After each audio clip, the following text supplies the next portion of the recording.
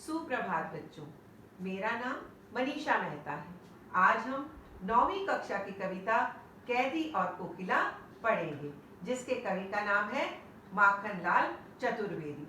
बेटा, माखनलाल चतुर्वेदी जो थे वो राष्ट्रीय भावना से भरी हुई कविताएं लिखा करते थे और उनमें स्वतंत्रता की चेतना के साथ देश के लिए त्याग और बलिदान की भावना भी उनकी कविताओं में देखने को मिलती है।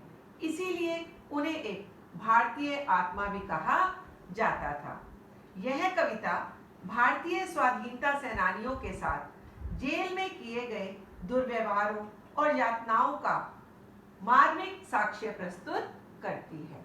तो पढ़ते हैं कविता कैदी और कोकिला। यहाँ कोयल को माध्यम बनाकर कैदी का दुख प्रकट किया गया है। क्या गाती हो, क्यों रह जाती हो, कोकिल बोलो तो। प्रस्तुत पंक्तियों में कवि कह रहे हैं कि हे कोयल, तुम इस बंदी गृह के ऊपर मंडराती हुई कौन सा गीत गा रही हो और किसका संदेश लेकर आई हो। क्या लाती हो, संदेश किसका है, कोकिल बोलो तो। अब यहाँ कोयल को जेल के ऊपर मंडराते हुए देखकर कवि ने कहा कि तुम जो ऊपर मंडराते हुए सुर निकाल रही हो, किसका संदेशा लेकर आई हो। कोकिल बोलो तो, ऊंची काली दीवारों के घेरे में, डाकू चोरों बटमारों के डेरे में। यहाँ पर जो जेल की दीवारें हैं वो ऊंची और काली दीवारें हैं और यहाँ अंदर बदमाश, डाकू और लुटेरों के बीच में कैदी फंसा हुआ है। मरने भी देते नहीं तड़प रहे जाना, जीने को देते नहीं पेट भर खाना। कि यहाँ जेल में तो पेट भरकर खाना भी हमें नसीब नहीं होता, मरने भी देते नहीं तड़प रहे जाना। और यहाँ हम तड़प कर जीवन व्यतीत कर रहे हैं क्योंकि यहाँ पे हम मर भी नहीं सकते। शासन है या तम का प्रभाव गहरा है। शासन यहाँ अंग्रेजी शासन की बात की गई है और तम का मतलब अंधेरा, रात। अब यहाँ कवि को ये समझ नहीं आ रहा कि अंग्रेज जो अत्याचार कर रहे हैं वो काले हैं, जो रात है वो ही काली है। वो दोनों में अंतर नहीं कर पा रहा। हिमकर निराश कर चला रात भी काली, कि चांद भी यहाँ से निराश होकर चला गया है, इसलिए केवल काली रात ही नजर आ रही है। इस समय काली माँ मई जगी क्यों आली, आली मित्र, कि ऐसे रात के समय मेरी मित्र फिर तू क्यों जाग रही है। जब यहाँ हम तड़प कर अपना जीवन व्यतीत कर रहे हैं और इस कैद में हमारे ऊपर बहुत कड़े पहरे हैं, ये शासन नहीं है, यहाँ तो घोर अंधेरा है, घोर अन्याय है। और जो हम स्वतंत्रता सेनानियों पर अत्याचार हो रहा है, ऐसे लगता है उसको देखकर चंद्रमा भी अदृश्य हो गया, चंद्रमा भी चला गया है। इसीलिए जीवन में भी अंधेरा है और बाहर का वातावरण भी अंधेरा में है, काला हो चुका है। और इस निराश वातावरण में हे कोयल, तू जगकर हमें क्यों जगा रही है। तो यहाँ यही संदेश दिया जा रहा है कि जो कैदी हैं उनके ऊपर अंग्रेजी शासन बहुत अत्याचार किया करते थे, क्योंकि जब कवि को बाहर भी चंद्रमा नहीं दिखाई दिया तो उसके मन में एक निराशा का भाव उत्पन्न हो गया। इस प्रकार कवि ने प्रकृति में भी अपनी निराशा को दर्शाया है।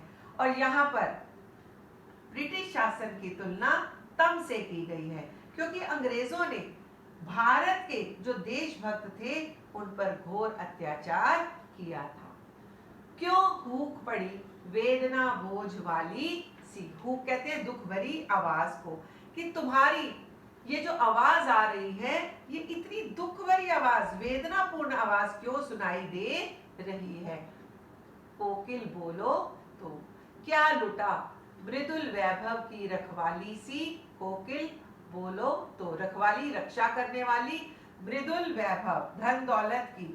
कि तुम कोयल, क्या आज तक तुम किसी धन दौलत की रक्षा कर रही थी और तुम्हारा किसी ने कौन सा खजाना लूट लिया। तुम बोलो तो, क्योंकि तुम्हारे जो स्वर हैं उसके अंदर एक दुख भरी आवाज सुनाई दे रही है। तुम्हारे स्वर में वेदना भरी हुई है, जो तुम इस तरह आधी रात को चीख पुकार कर रही हो। तुमने ऐसी कौन सी दुख भरी चीज देख ली जो तुम्हारे जो कंठ हैं उनमें से खूब सुनाई दे रही है, दुख भरी आवाज सुनाई दे रही है। क्योंकि कोयल का जो कंठ है वो बहुत मधुर और विनम्र होता है, लेकिन यहाँ पर कोयल के जो स्वर हैं वो भयंकर सुनाई दे रहे हैं, दुख से भरे हुए सुनाई दे रहे हैं। या तो कोयल ने जब कवि को इस यातनाप्रद स्थिति में देखा कि देशभक्तों की ऐसी दयनीय स्थिति है, तो शायद उसके जो मधुर स्वर थे वो आर्तनाद में, दुख की आवाज में बदल गए। यहाँ पर जो कोयल है उसकी आवाज से कवि अपने दुख को प्रकट कर रहा है। क्या हुई बावली, बावली बुद्धू बेवकूफ अर्धरात्रि को चीखी, कि आधी रात को जो तुम चीख रही हो कोयल, क्या तुम बावली हो गई हो जो ऐसे चीख पुकार कर रही हो? किस दावानल की ज्वालाएं हैं दिखी कोकिल बोलो तो। दावानल जंगल की आग, कि तुमने ऐसी कौन सी जंगल की आग देख ली, कौन सी लपटें जलती हुई देखी जो तुम बावली होकर बेवकूफों की तरह आधी रात को चीख रही हो। अर्थात तुमने कौन सी जंगल की आग को देख लिया जो तुम पागल होकर अचानक चिल्लाने लगी हो। दावानल, दावानल का अर्थ है बेटा जंगल की आग, जो कि बहुत ही जल्दी से फैल जाती है।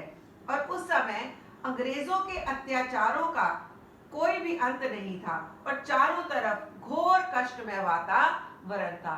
इसीलिए शायद इन दुखों को देखकर कोयल जो है मानो जंगल की आग, ऐसे अंग्रेजों के जो दुखों की आग थी उसको फैलता हुआ देखकर आधी रात को बावली होकर चिल्ला रही है। क्योंकि कोयल के स्वर तो हमेशा ही रक्षक रहे हैं, लेकिन आज उसके जो स्वर हैं वो मानो दुख प्रकट कर रहे हैं। क्या देख ना सकती जंजीरों का गहना। अब यहाँ पर जो कवि है वो कह रहा है कि क्या तू ये मुझे रात में पहनी हुई जंजीरें नहीं देख पा रहे? हथकड़ियां क्यों, ये ब्रिटिश राज का गहना, कि ये जो हमें हथकड़ियां पहनाई हुई हैं ये वास्तव में बेड़ियां नहीं हैं, ये तो अंग्रेजों का दिया हुआ गहना है। क्योंकि जो देशभक्त होते थे बेटा वो अंग्रेजों के अत्याचारों को भी बड़ी सकारात्मकता से लिया करते थे। हथकड़ियां क्यों, ये ब्रिटिश राज का गहना, की जो बेड़ियां अंग्रेजों ने पहनाई हैं ये तो हमारे श्रृंगार का काम कर रही हैं, हमारी सुंदरता को बढ़ा रही हैं। कोलू का चल रखचू जीवन की तान, कि जो हम जेल में कोलू चला रहे हैं वो हमें दुख नहीं दे रहा, वो तो हमारे मानो जीवन की तान, जीवन का संगीत बन गया है। और यहाँ हूँ मोट खींचता लगा पेट पर जुआ, गिट्टी पर उंगलियों ने लिखे गान, कि यहाँ जो हम मिट्टी तोड़ने का, हाथों से पत्थर तोड़ने का काम कर रहे हैं तो ऐसे लग रहा है कि हम अपने हाथों पर स्वतंत्रता संग्राम के संघर्ष के गीत लिख रहे हैं, कि जो हमारे हाथों के छाले हैं वो मानो हमारे स्वतंत्रता के गीत हैं।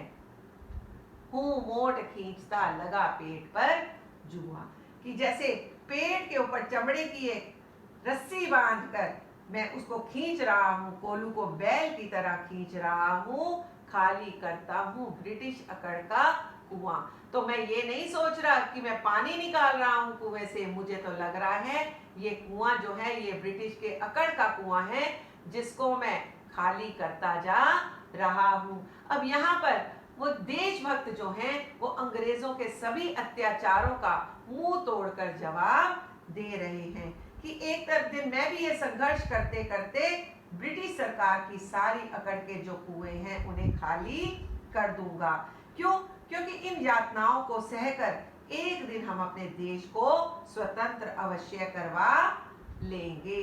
तो हे कोयल, तुम रात में इसलिए आई हो क्योंकि दिन में तुम हम पर हो रहे अत्याचारों को देख नहीं सकती हो।